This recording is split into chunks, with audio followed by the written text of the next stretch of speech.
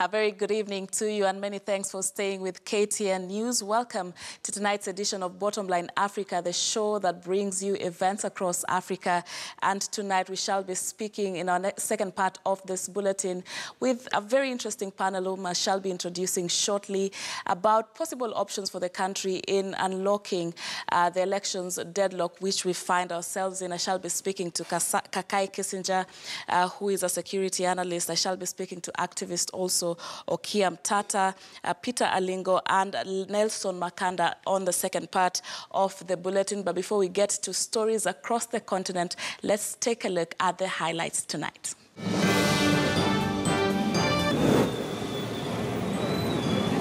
The Supreme Court in Liberia has stopped preparations for next week's presidential runoff over alleged irregularities.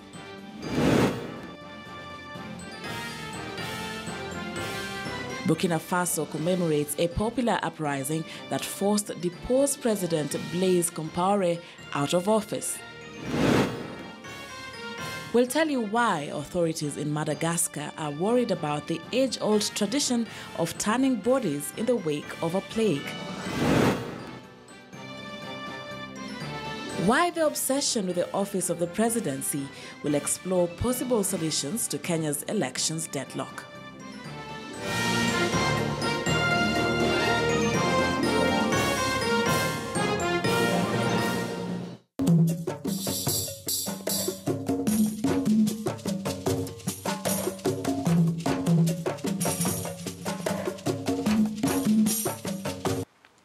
Now, let's begin in Liberia, and Liberia's Supreme Court has ordered preparations for Tuesday's presidential runoff vote be halted amid allegations of fraud from an eliminated candidate. Former football star George Weah and Vice President Joseph Boakai are due to go head-to-head in the 7th November vote. But the Liberty Party's Charles Brumskine, who came third in the first round, has challenged the result.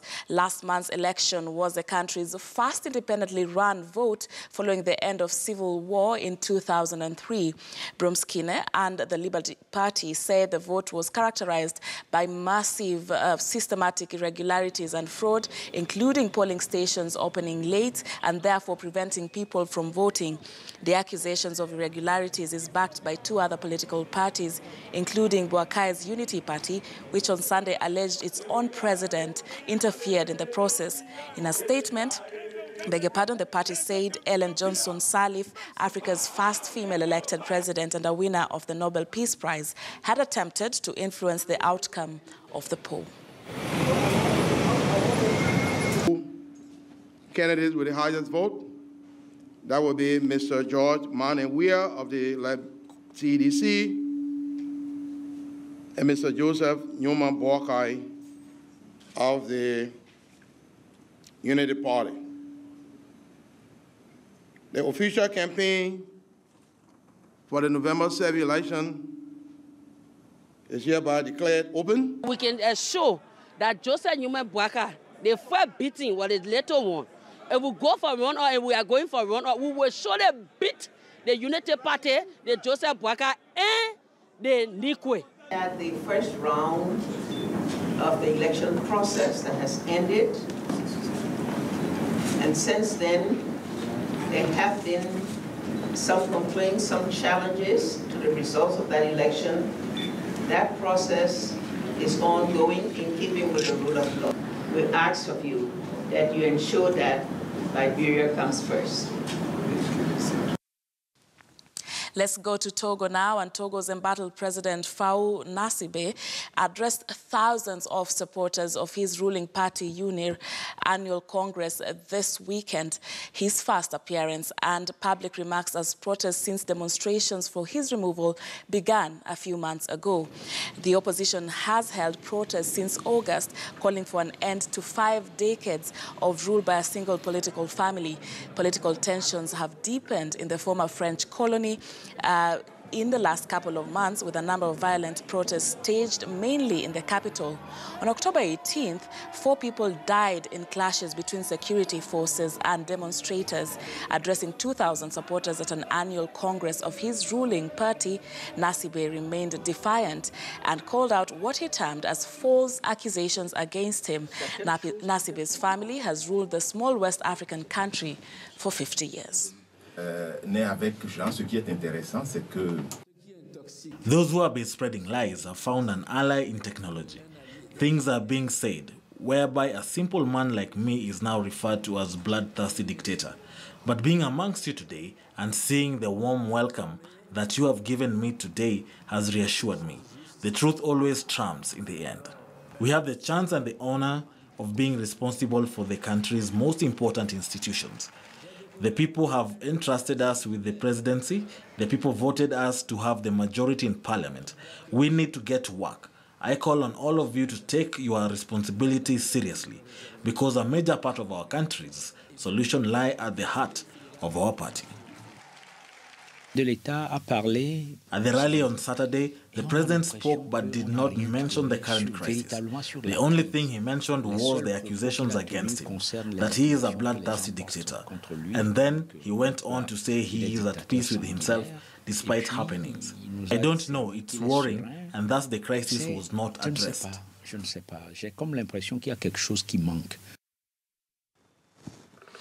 And Burkina Faso marked 3 years since a popular uprising ended President Blaise Compaore's 27-year rule in October 2014. 3 years ago, the streets of Burkina Faso's capital, Ouagadougou, were the scene of a popular revolt that saw thousands of protesters and activists storm the country's parliament and MPs flee, dashing for the exits as they prepared to vote to allow long-ruling President Blaise Compaore extend his 27-year rule.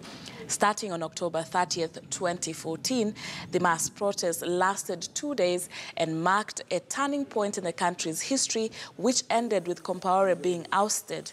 At least 24 protesters lost their lives and many more were injured. This is a sad moment for me. When you see all these burnt cars and the ruins of the former National Assembly building, these burnt cars should have been removed and National Assembly building should also be rebuilt to allow all Burkinabes and people from all over the world to come and see a memorial that would symbolize what happened here on October 30th and October 31st. I tried to run away when I was hit by a second bullet in the stomach and came to hide in this drain. There were several other young people who were also hiding here. And in Madagascar, traditional body turning ceremonies in which families rewrap the remains of dead relatives and dance with the corpses are a sacred ritual. But an outbreak of plague sweeping the Indian Ocean island nation has prompted experts to warn that the macabre spectacle presents a serious risk of contamination. It's a day of celebration in the village of Ambohijavi outside Antananarivo, where residents are gathering at the cemetery. Ravo is about to see her dead grandparents again. They died almost 30 years ago, but for a few hours their bodies will be digged up from their graves. It's a time of celebration for us. It's exhumation for our grandparents. This ancestral Malagasy tradition, originally from Asia, is known as Famadihana, or the turning of the bones. It is an occasion for a spectacular and expensive celebration where people dance with the dead and change their shrouds. It's a way for the living to connect with the dead. It's like a tribute to the memory of the dead. Even if the dead are no longer by their side, the living still think they are cold and need blankets and stay by their side until the evening. Yet, for some, the experience can be confusing. Isabel is standing in front of the body of her child, who died 9 years ago, aged only 3. I'm sad and happy at the same time. Sad when I look at him, decomposed. We don't know if he's human anymore. The turning of the bones is one of the rare occasions she sees her extended family. She also gets to ask for the blessing of her ancestors. The Malagasy consider the dead as messengers to God who can influence the lives of the living. There really was a blessing.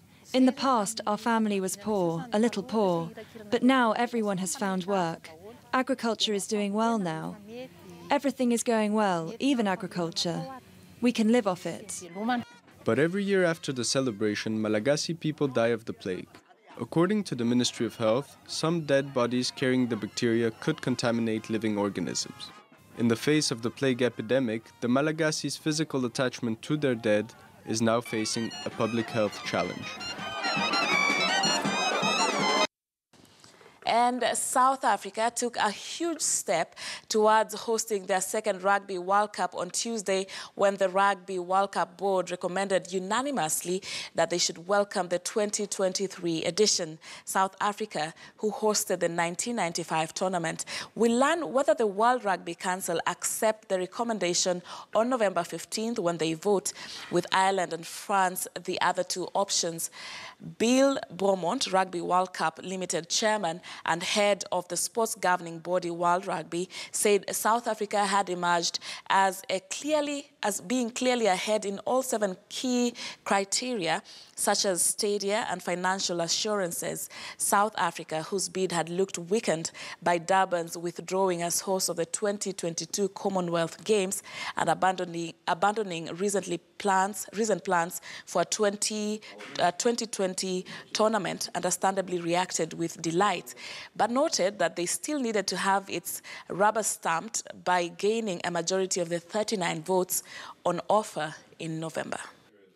It's an important part of what we call nation building and social cohesion, one of our priorities as government.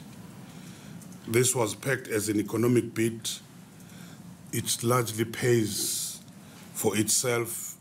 It boosts sports tourism and economic activity, and it creates jobs. I also believe it would be really tough for any governance group sitting there to make a decision against a recommendation, given the great process that we followed up until now.